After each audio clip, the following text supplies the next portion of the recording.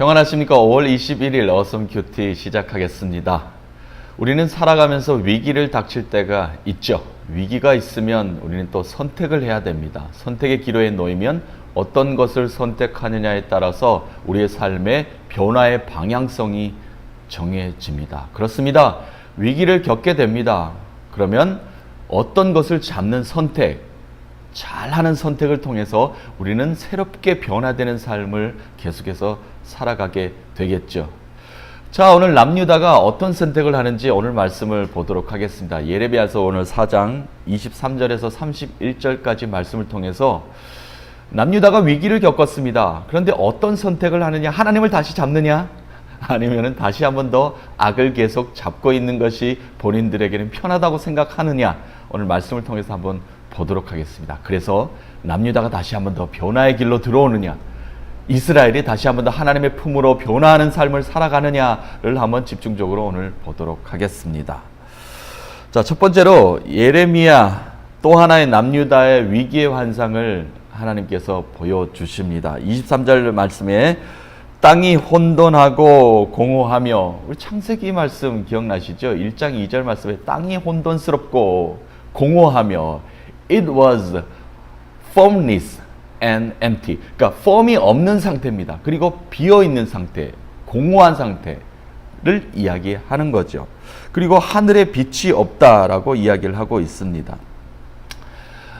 하나님이 이 땅을 창조하시기 이전의 상태, 공허한 상태, 어두운 상태, 혼돈스러운 상태를 의미하고 있습니다. 지금 예레미야에게 이런 환상을 하나님께서 보여주셔요. 그러면서 하늘에는 빛이 없고 산들은 요동치고 있으며 또 사람이 없으니까, 사람이 다스리지 않는 이 땅은 새들이 다시 한번 더 날아가 버렸다라고 이야기하고 있습니다. 산천이 황무지가 되어버린 모습을 예레미야는 환상으로 지금 본 것입니다. 이미 인간들은 이러한 일들을 한번 겪은 적이 있죠. 하나님을 떠나 있던 악한 백성들을, 죄악이 들어온 백성들을 하나님이 한번 물로 심판하신 적이 있습니다. 노아 홍수 사건입니다. 하나님을 떠난 이유로 온 땅을 흩어버린 이 사건들을 인간들은 너무나 잘 알고 있습니다. 그렇기 때문에 예레미야도 그것을 알고 있고요. 그러니까 두려운 겁니다. 또 하나님의 재앙이, 하나님이 또 혼돈 상태로, 완전히 공허한 상태로 이 땅을 창조하신 하나님의 아름다운 것들을 완전히 무너뜨리는 그 상태가 되면 어떡하지? 예레미야의 또 한숨과 탄식이 시작된 겁니다. 자, 27절에서 29절 말씀, 그 예레미야의 걱정스러운 한탄의 소리를 하나님께서는 들으시고 하나님께서 말씀하십니다. 27절, 여호와께서 이와 같이 말씀하시길로 시작하는데요. 온 땅이 슬퍼하고 하늘이 어두워질 것이다. 그러나 노아의 가족을 살린 것처럼 완전히 멸하지는 않겠다라고 이렇게 말씀하십니다. 그렇습니다. 물로 이 땅을 심판하신 하나님께서는 노아의 방주를 통해서 구원받은 백성들은 노아의 방주 안에서 살게끔 만들어 주셨어요. 그리고 다시 한 번 더 하나님의 백성으로 다시 한 번 더 새롭게 변화시켜 주신 모습을 우리에게 볼 수가 있습니다. 그렇습니다. 하나님께서는 물로 심판하셨습니다. 노아 홍수 사건이 있었어요. 그 이후에 어땠나요? 또 악을 저질렀습니다.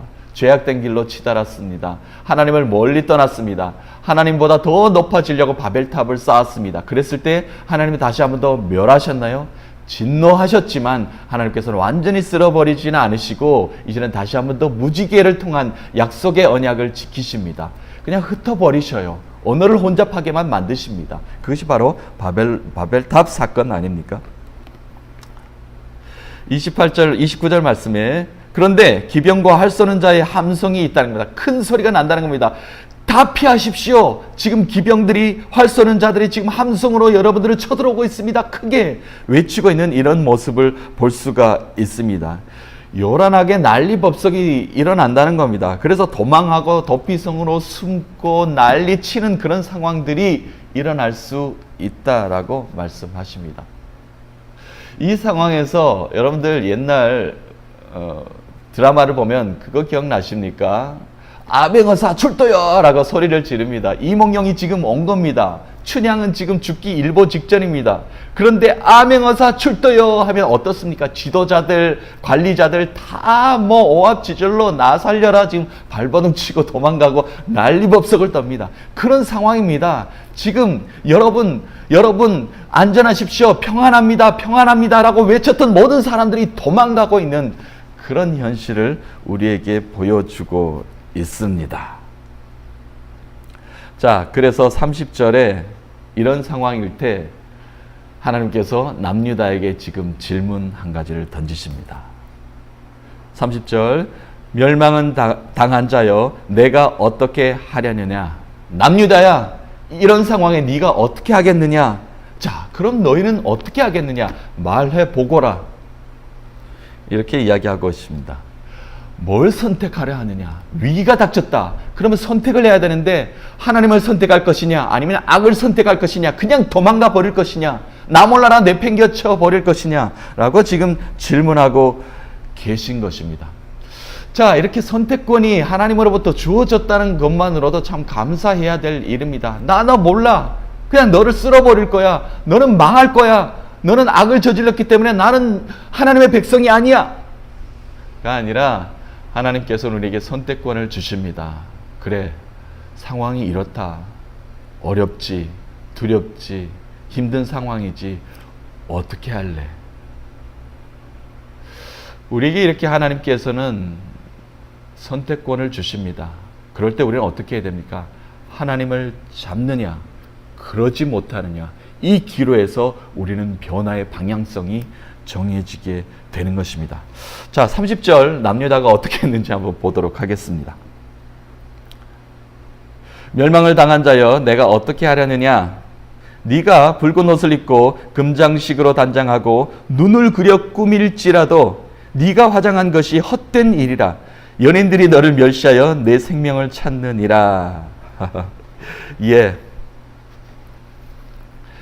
지금 위기 상황에 있는데 남유다가 하는 모습은 붉은 옷을 입고 금장식으로 치장하는 모습을 보인다는 겁니다. 아, 나는 살 길이 있을 거야. 내가 잘 보여서 어떤 사람이 나를 도와줄 거야 라고 생각하십니다.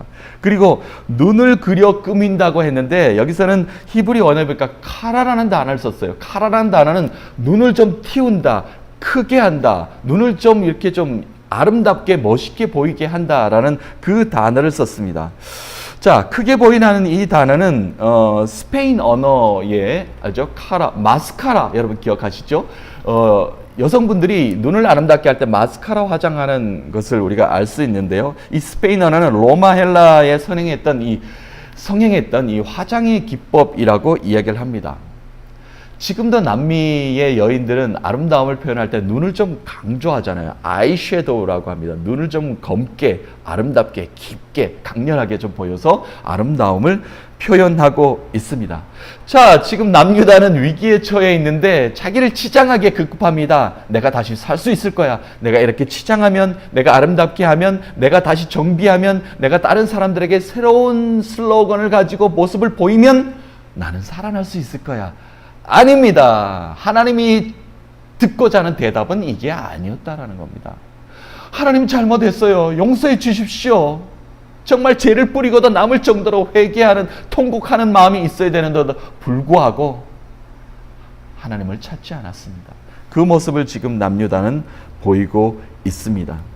하나님의 말씀을 하십니다. 하나님을 의지하지 않고 인간의 생각으로 살아보려고 치장한들, 그러나 모든 것들이 헛된 일이라 라고 이렇게 말씀하고 계십니다. 오늘 마지막 절 31절 말씀 4장을 마무리합니다. 내가 소리를 들은 즉 여인의 해산하는 소리 같고 초산하는 자의 고통하는 소리 같으니 이는 시온의 딸의 소리라. 그가 헐떡이며 그의 손을 펴고 이르기를 내게 화가 있도다. 죽이는 자로 말미암아 나의 심령이 피곤하도다 하는도다. 그래요. 이런 화를 면할 수가 없다는 그런 말씀입니다. 내게 화가 있도다. 죽이는 자로 말미암아 내 심령이 왜 이렇게 피곤한가? 내가 창자가 끊어질 정도로 아픔이 나에게 왜 이렇게 오는가라고 이렇게 한탄할 일이 생긴다는 겁니다.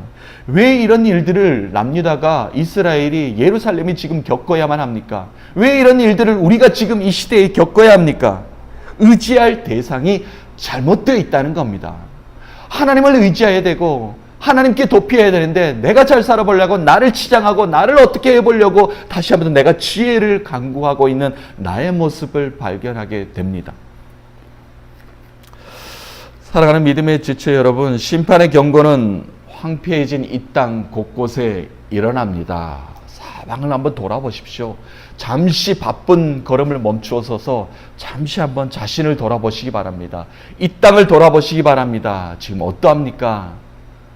도처에 우리 심판의 경고가 황폐해진 땅 속에서 지금 소리치고 있습니다. 이때 우리가 해야 할 일은 무엇입니까?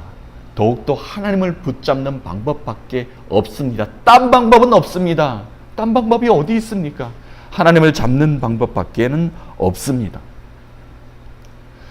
위기는 언제나 우리 앞에 놓여 있습니다. 우리의 삶은, 인간의 삶은 위기를 겪을 수밖에 없습니다. 그런데 위기 앞에는 우리에게 선택권이 주어집니다. 악을 계속해서 잡고 살 것인가? 아니면 악보다 더 강력한 또 어떠한 강한 악을 또 잡을 것인가? 하나님은 우리에게 선택권을 주십니다. 사랑하는 믿음의 지체 여러분, 하나님을 잡아야 합니다. 그 길밖에는 없습니다. 그래서 우리의 방향성이 완전히 하나님께로 정해져 있어야 됩니다. 그래야만 우리가 살아날 수 있습니다. 하나님은 우리에게 살아가는 방법, 살 수 있는 방법을 우리에게 가르쳐 주십니다. 그 방법은 하나님을 잡고 붙잡고 살아가는 방법입니다. 환난과 위기와 어려움과 고통이 우리에게 닥친다 할지라도 우리는 하나님을 붙잡고 하나님을 섬기고 하나님을 믿는 믿음으로 구원받은 백성으로 살아갈 때 하나님께서는 오늘도 피난처 되시는 하나님의 품으로 우리를 품어 주실 것입니다. 계속해서 선지자의 탄식이 들렸습니다. 예레미야의 탄식이 들렸습니다. 우리의 탄식으로 우리는 오늘도 탄식하며 살아가게 될 것입니다. 그러나 하나님은 우리를 선택하여 주시고 또 우리를 선택하게 만드시는 그 하나님이 있기에 오늘도 우리는 평안한 삶을 살아갈 수 있게 되는 것입니다. 예레미야서 오늘 4장을 마무리하면서 하나님이 우리를 붙잡아 주신다는 것, 하나님을 다시 한 번 더 우리에게 기회를 주신다는 것, 그 기회를 붙잡게 만들어 주신다는 것, 우리를 붙잡는 것이 아니라 하나님을 붙잡았을 때 우리의 삶이 다시 한 번 더 하나님의 방향으로, 다시 한 번 더 하나님의 품으로 다시 들어갈 수 있다는 것을 우리에게 말씀하고 계십니다. 오늘 한 날을 살아가시면서 하나님이 우리에게 또 새 힘을 주실 것입니다. 승리함을 주실 것입니다. 그 승리함으로 이 세상을 넉넉히 풍성히 이겨가시는 여러분 되시기를 간절히 축복합니다.